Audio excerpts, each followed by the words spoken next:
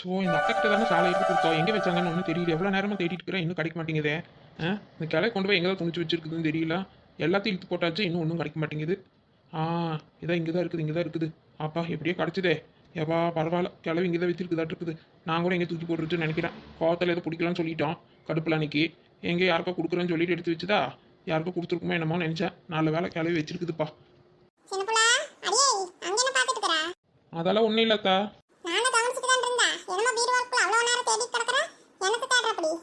அதுவா, அது நீங்கள் எனக்கு அதான் அன்னைக்கு ஏதோ கோயிலுக்கு போகிறக்கு ஒரு சாலை வாங்கி கொடுத்தீங்களா, நான் கூட பிடிக்கலன்னு சொன்னனே, அதை இதை தேடிட்டு இருந்தா.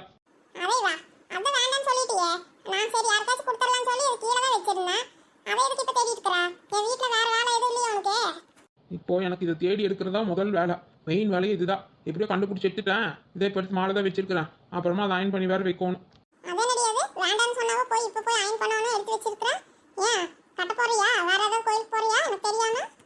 அதெல்லாம் ஒன்றும் இல்லாத, கோயிலுக்கெல்லாம் போகல. நாலு போட்டு போகிற கதை தான் கட்ட போகிறேன். ஐயோ அத்தா, இப்பெல்லாம் எனக்கு அது மட்டும் தான் பிடிச்சிருக்குது.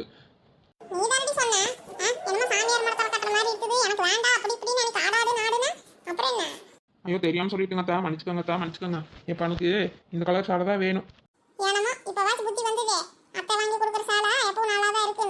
ஆமா அத்தா, ஆமாம். இனிமேல் நீங்கள் எது வாங்கி கொடுத்தாலும் நான் வாங்கிக்கிறேன்.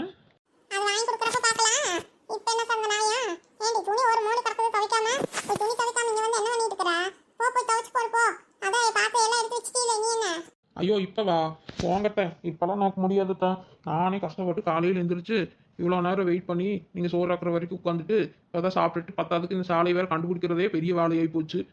இதில் போய் நான் இனி துணியில் துவைக்க முடியுமா? அது கடக்குதா 2 நாள் கழிச்சு அப்புறம் வாய்க்க தண்ணியில் கொண்டு போய் துவைச்சு போட்டுக்கிறேன். இப்போல்லாம் நீ துவைக்க சொல்லாதீங்க, என்னாலே முடியாது.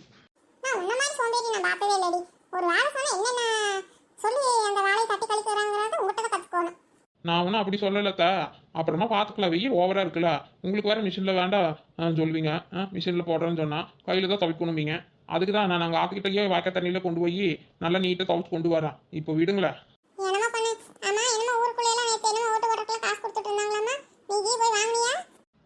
எனக்கு எங்கே கொடுத்தாங்க வாங்குறதுக்கு? எனக்கு தான் இல்லைன்னு சொல்லி துரத்து விட்டுட்டாங்களே, அப்புறம் எங்கே போய் நான் வாங்குறது? இல்லைத்தா, அதுக்கெல்லாம் நான் போய் வாங்கலை. அதெல்லாம் வாங்குறது சரியில்லைன்னு எனக்கு தோணிச்சு, அதான் வாங்கலை. அதுவும் இல்லாமல் அவங்ககிட்ட போய் பிக்கார மாதிரி எதுக்கு நம்ம வாங்கிட்டு நம்ம கௌரவம் என்னாகிறது?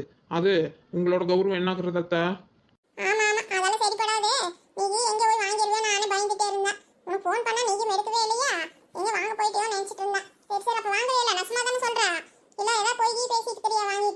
ஐயோ என்னத்தா, நம்புங்க, நான் எதுக்கு போய் வாங்குறேன்? அதெல்லாம் எனக்கு பிடிக்காதத்த, நல்லா வாங்க மாட்டேன். நானே அவ்வளவோ முயற்சி பண்ணி வீதி வீதியாக முக்கு அலைஞ்சு பார்த்தேன், ஒன்றும் வேலைக்காகலை. ஏதோ கொடுத்தா வாங்கி ஏதோ நல்லா சாப்பிட்லாம் அப்படின்னு நினச்சேன். அது கொடுத்து வைக்கல. சரி, நம்ம கிட்டே காசு வாங்கி ஏதாவது சாப்பிட்டுக்கலாம், நல்ல பிரியாணியாக ஆர்டர் பண்ணி. ஏன் அப்படி பார்க்குறீங்க? நெசமாக தான் சொல்கிறதா, நான் வாங்கலை.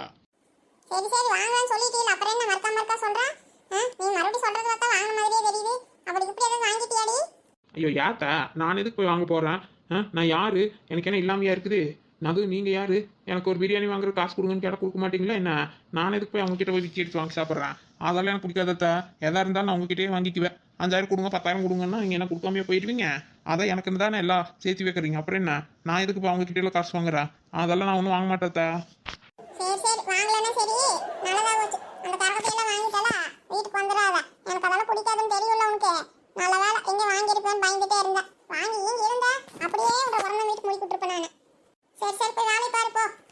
வேலை பார்க்குறதா? என்ன வேலை பார்க்குறது? அத்தை வேற நம்மளை வேலை பாருன்னு சொன்னாங்க. நமக்கு தெரிஞ்ச வேலை நம்ம போய் எங்கேயாவது நாயும் பேசிட்டு வர வேண்டியதுதான். அதான் அப்புறமா துவைச்சிக்கலாம்னு சொல்லிட்டுமே. அப்புறம் என்ன, இனி என்ன பெரிய வேலை இருக்குது?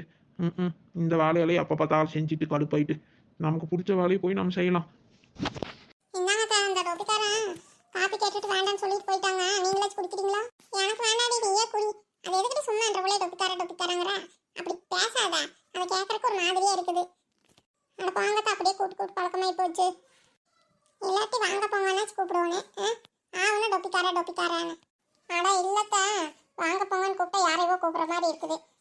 யாரோ தெரியாதவங்கள பக்கத்து வீட்டுக்காரங்களை கூப்பிடுற மாதிரியே ஃபீல் ஆகுதுக்கா. அதனால தான் நான் அப்படி கூப்பிடுறது இல்லை. அது சரிடா. சரி, அப்படி கூப்பிட பிடிக்கலன்னா ஏதோ மாமா மச்சான் கூப்பிட வேண்டியதுதானே. அட என்னக்கா நீங்க வேற, நான் போய் மாமா மச்சான் அப்படின்னு கூப்பிடுறதாமா காமெடி பண்ணிட்டு இருக்காதீங்க. எனக்கெல்லாம் சத்தியமா அந்த மாதிரி பேசுறதுக்கு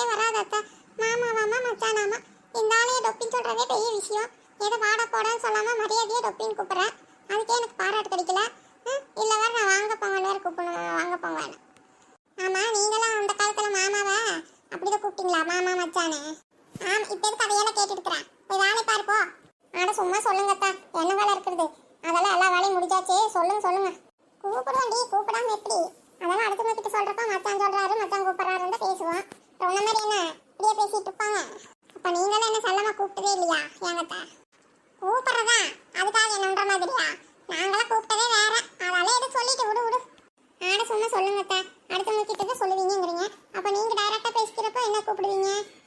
ஆட போறீ அதையெல்லாம் கேட்டுட்டு போ, வேற வேலை பாரு போ. சும்மா சும்மா வெக்கப்படாம சொல்லுங்க அத்தா. அது வந்து நான் அவரை குட்டின்னு தாண்டி கூப்பிடுவேன். யாரு குட்டியா? ஏத்தா குட்டின்னு கூப்பிட்ட குழந்தை கூப்பிடுற மாதிரி இல்லையா? ஆமா, அவர் வேற என்னத்தா?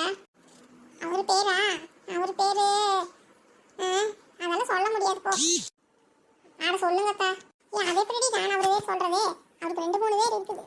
அப்புறம் நீங்க சொல்லாமா இப்போ பக்கத்து வீட்டு கிட்ட கேட்டுட்டு வரட்டுமா? சும்மா சொல்லுங்க. அதிலடி அவங்க அப்பா அம்மா வச்ச பேரு ராமசாமியாமா. ஆனா அவர் எல்லாரும் பீமா பீமான் தான் கூப்பிடுவாங்க. பலசாலியா நாளு. அந்த காலத்திலேயே நல்ல மல்யுத்தக்காரரு. அப்புறம் இந்த சிலம்பமெல்லாம் நல்லா சுத்துவாரு. அப்புறம் இந்த கோயில் திருவிழாங்க அது இதெல்லாம் வந்தா நல்ல சிலம்பம் சுத்தி ஜெயிப்பாராமா. என்ற கல்யாணத்துக்கே பாரு, இந்த உருண்டைக்கல் இருக்குது இல்ல கல்யாணக்கல், அதையெல்லாம் தூக்கிட்டு அதுல ஒரே கையில தூக்கிட்டாராமா. அதை பார்த்துட்டு தான் எங்க வீட்டுல என்னை கட்டி வச்சாங்க இவருக்கு. ஏங்க அவ்வளவு பலசாலியானாலும் பீமன் பேர் வச்சுட்டு குட்டின்னு கூப்பிடுவீங்களா? ஆமாடி, அது நான் மட்டும்தான் அப்படி செல்லமா கூப்பிடுவேன்.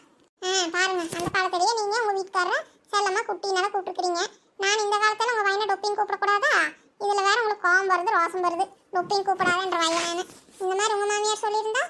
ஆமா, நான் என்ன அவங்க முன்னாடியே சொல்றேன், நான் தனியா தான் பேசுவேன். என்னால எல்லாம் அப்படி தனியாலாம் போய் பேசிக்க முடியாதத்தா. எதா இருந்தாலும் யார் இருந்தாலும் நான் அப்படிதான் கூப்பிடுவேன். நீங்க இதுல தலையிடாதீங்க. அதெல்லாம் அப்படியே பழகி போச்சு, இனியெல்லாம் மாற்ற முடியாது. நிலா, ஏ நிலா. வந்துட்டாடி, வந்துட்டா உன்ற கூட்டாளி வந்துட்டா. சின்ன புள்ள நீனு வெளியே கூப்பிட்டு இருக்கிறாளாட்டு இருக்குது பாரு. ஏ நிலா. இதை வரண்டி சின்ன புள்ள. சரிங்க அத்தா, நான் அப்படியே போயிட்டு வரேன். நீங்க இந்த கீரை உருக்கி வைங்க. இது என்ன மத்தியானத்துக்கு செய்ய போறீங்க? ஆமா ஆமா, செஞ்சர்ல இதை வச்சுட்டு எதுக்கு? சரிங்க அத்தா, இது உருக்கிட்டுருங்க. அவ எதுக்கு கூப்பிடுறா, நம்ம என்னன்னு கேட்டுட்டு வரான். ஏடி இங்கே உட்காந்துட்டு தான் வரலையா? எவ்வளவு நேரமா கூப்பிட்டு இருக்கிறேன். இதை எங்க அத்தை கிட்ட தான் பேசிட்டு இருந்த சின்ன புள்ள. நீ கூப்பிட்டு காதலையில விழுந்துச்சு. இதை வரேன்னு தானே சொன்னேன். ஆமா, நாளா வந்தேன். என்னன்னு பார்த்து ஆளவே காணோம். சரி, அதான் உள்ளே வந்தா. வா சின்ன புள்ள, வா வா. ரங்க என்ன பண்ணிட்டு இருக்கா? அவங்க என்ன பண்ணுவாங்க? சாப்பிட்டுட்டு மாத்திரையும் சாப்பிட்டுட்டு ரெஸ்ட் எடுக்க போயிட்டாங்க. என்னை வேலை பாருனாங்க. நான் எந்திரிச்சு இங்கே வந்துட்டேன்ற வேலையை பார்க்கறதுக்கு. ஏன் உனக்கு என்ன இங்க வேலை இருக்குது? சரி சரி, வா, வந்தது வந்தா. 2 பேரும் சேர்ந்து இந்த முருங்கை இலையில கிள்ளி வைங்க வாங்க. நான் போய் உலைய வைக்கிறேன். அடியே நிலா, இந்த முருங்கை இலை பொறிச்சு வை வா. அதான் சின்ன பிள்ளை ஏதோ இங்கே வேலை செய்யறாளாமா, செய்யட்டும். என்னடி உங்க அத்தை முருங்கை பொறுக்கி சொன்னாங்க? எந்திரிச்சு வா போகலாம். நானும் எங்கள் அத்தை கிட்ட வேலை செய்ய முடியாமல் இங்கே வந்தா இங்கே இவங்க கிட்ட வேலை செய்யறதாமா. வர்றகையிலேயே நான் கிளம்புறேன். இருடி இருடி சின்ன பிள்ளை, நானும் வரேன். நானும் என்னதான் பண்றதுன்ட்டு இருந்தேன். எனக்கும் போர் அடிக்குது. சரி இரு, நானும் வரேன்.